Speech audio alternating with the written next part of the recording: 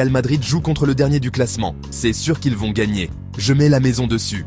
Combien de fois as-tu entendu cette phrase? Combien de fois l'as-tu dit toi-même avant de perdre ton pari? Dans la vidéo précédente, nous avons sécurisé ta bankroll. Maintenant, il est temps de sécuriser tes choix. Le problème de 97% des parieurs, c'est qu'ils parient au feeling ou sur la réputation d'une équipe.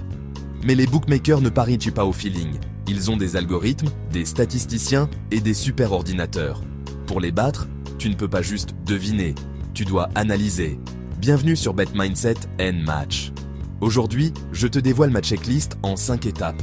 5 cases que je dois obligatoirement cocher avant de valider le moindre euro sur un match de foot. Première étape de ma checklist, et c'est souvent la plus oubliée, l'enjeu du match.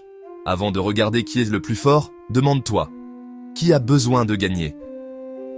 Est-ce un match de coupe sans importance? Est-ce la fin du championnat et l'équipe est déjà championne? Une équipe moyenne qui joue sa survie sera toujours plus dangereuse qu'une équipe star qui n'a plus rien à jouer. Méfie-toi des matchs de gala ou des matchs amicaux. Règle numéro 1. Si l'équipe n'a pas une motivation à 100% pour gagner, je ne parie pas. Passe ton chemin. Deuxième étape, la dynamique actuelle. Ne regarde pas juste le classement général. Le classement te dit ce que l'équipe a fait il y a 6 mois. Toi, tu veux savoir ce qu'elle vaut aujourd'hui.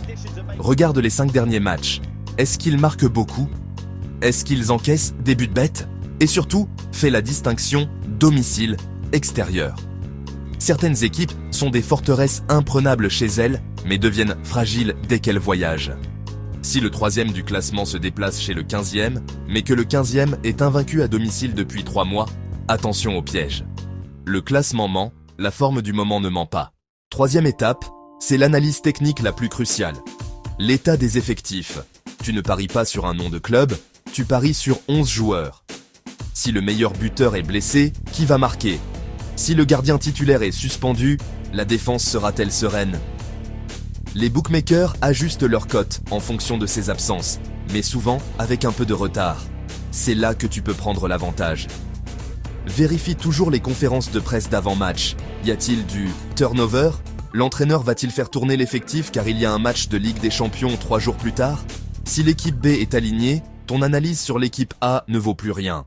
Quatrième étape, l'historique des confrontations, ce qu'on appelle le H2H, head-to-head.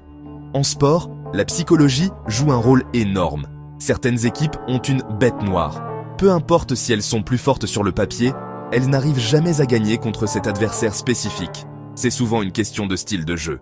Une équipe qui aime la possession peut être systématiquement en difficulté contre une équipe qui joue le contre ultra rapide.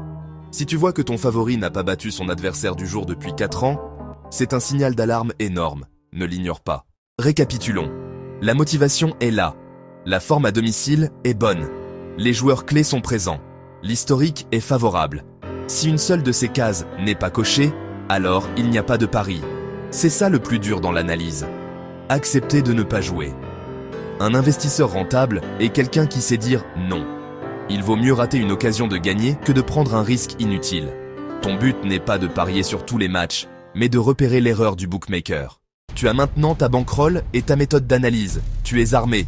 Mais attention, parfois, même si tous les feux sont au vert, le pari n'est pas intéressant. Pourquoi? Parce que la cote est trop basse. C'est ce qu'on appelle le rapport risque-gain. Dans la prochaine vidéo, on abordera le concept qui différencie les pros des amateurs, la value bet.